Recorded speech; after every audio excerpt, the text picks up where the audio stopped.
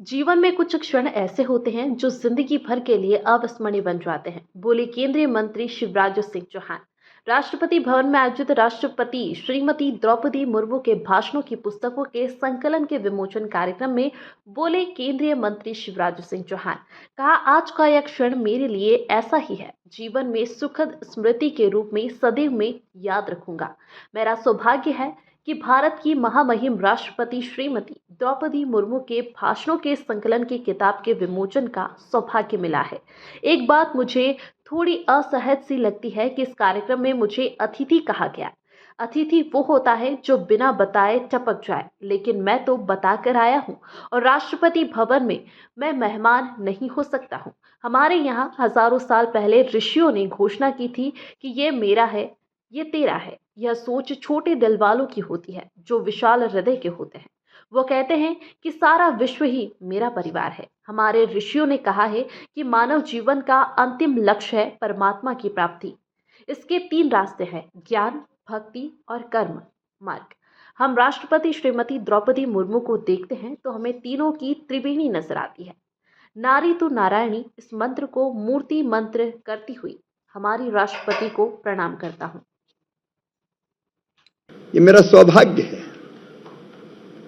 कि भारत की महामहिम राष्ट्रपति श्रीमती द्रौपदी मुर्मू जी की भाषणों के संकलन की किताब के विमोचन का सौभाग्य मुझे मिला है। मैं अत्यंत सौभाग्यशाली हूं। लेकिन केवल एक बात मुझे थोड़ी असहज सी लगती है कि इस कार्यक्रम में मुझे मुख्य अतिथि कहा जाए। अतिथि वो होता है जिसके आने की तिथि ज्ञात नहीं होती, बिना बताए कभी भी टपक जाए, उसको कहते हैं अतिथि। लेकिन मैं तो तारीख बता के आया हूं। और दूसरे, राष्ट्रपति भवन में इस कार्यक्रम में मैं मेहमान कैसे हो सकता हूं? मैं भी आपके परिवार का ही सदस्य हूं। अपनी महामहिम राष्ट्रपति जी को मैं देखता हूं तो ज्ञान, भक्ति और कर्म का त्रिवेणी संगम उनमें नजर आता है।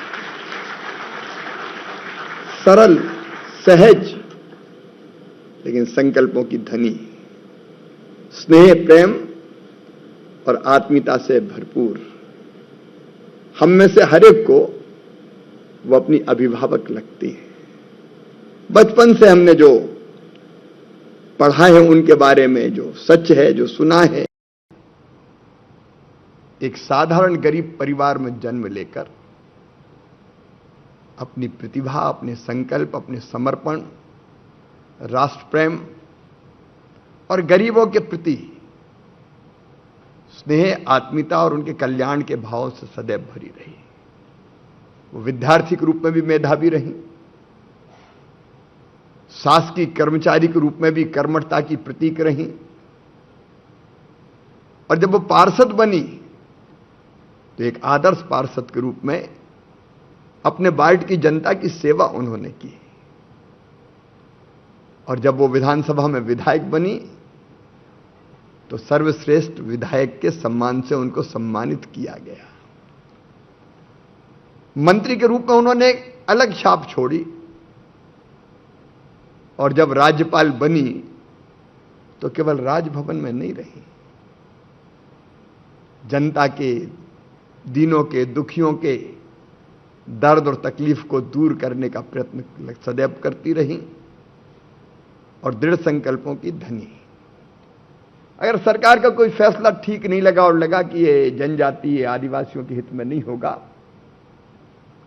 तो उसको उतनी सहजता से ही उन्होंने रोकने का भी काम किया।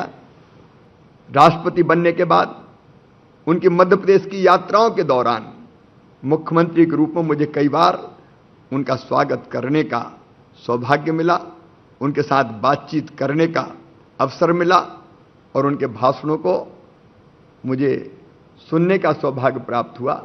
उनमें से कई भाषण इस पुस्तक में संकलित है। मुझे याद है, मध्य प्रदेश के शहडोल में आयोजित एक विशाल जनजातीय समागम में अनेक जनजातीय समुदाय के भाई और बहन उपस्थित थे। उस समागम में राष्ट्रपति महोदया ने कहा था कि आदिवासी समाज का विकास पूरे देश के विकास से जुड़ा हुआ है। उन्होंने ये भी कहा था कि जनजातीय समाज की जीवन शैली तथा वन संरक्षण के प्रति उनकी दृढ़ता से सभी को शिक्षा लेने की जरूरत है। भोपाल में एक महिला स्वास्थ्य सहायता समूह के सम्मेलन में राष्ट्रपति महोदया ने कहा था, नारी शक्ति का आदर करना तथा उनकी प्रगति के मार्ग को और प्रशस्त करना हमारा राष्ट्रीय कर्तव्य है। महिलाओं के योगदान के बल पर भारत को एक विकसित राष्ट्र बनाने की आशा उन्होंने व्यक्त की है। इंदौर में आयोजित प्रवासी भारतीय दिवस सम्मेलन में राष्ट्रपति महोदया ने एक बहुत भावपूर्ण विचार व्यक्त किया था कि अपनी मातृभूमि की माटी की पुकार ऐसी होती है कि समय और दूरी की बाधाओं को नहीं देखती। भोपाल में आयोजित धर्म सम्मेलन में अपने संबोधन के दौरान उन्होंने कहा था कि धर्म की आधारशिला पर ही पूरी मानवता टिकी हुई है। राग और द्वेष से मुक्त होकर मैत्री, करुणा और अहिंसा की भावना से व्यक्ति और समाज का विकास करना पूर्व के मानववाद का प्रमुख संदेश रहा है। सच ये है कि किताबें जीवन के विभिन्न चरणों में हमारे सर्वश्रेष्ठ मार्गदर्शन का काम करती हैं। किताबें न हमें सिर्फ जानकारियां देती है, बल्कि वे हमारे अतीत के चलचित्र से भी हमें रूबरू करती हैं। किताबें जीवन में हमारी सबसे अच्छी साथी होती है। जब भी हमें उनकी आवश्यकता होती है, वे हमारे लिए उपलब्ध हो जाती है। हमारे आसपास की दुनिया को समझने और सही गलत के बीच निर्णय लेने में हमारी मदद करती है। लोकमान्य तिलक कहते थे, किताबों में वह शक्ति होती है जो किसी नर्क को स्वर्ग में बदल देती है। महात्मा गांधी जी कहा करते थे, 9 रत्नों से बढ़कर किताब अनमोल रत्न है जिसकी कोई कीमत नहीं होती। सच में किताबों से गुजरना दुनिया के श्रेष्ठ अनुभवों से गुजरने जैसा है। इस दुनिया में किताबें पढ़ने से बड़ा सुख शायद ही कोई हो, तभी तो किताबों को सबसे अच्छा मित्र कहा जाता है। हमारे यशस्वी प्रधानमंत्री नरेंद्र मोदी जी ने कहा, किताबें ज्ञान का भंडार होती है और वह हमें जीवन में जीने की ताकत देती है।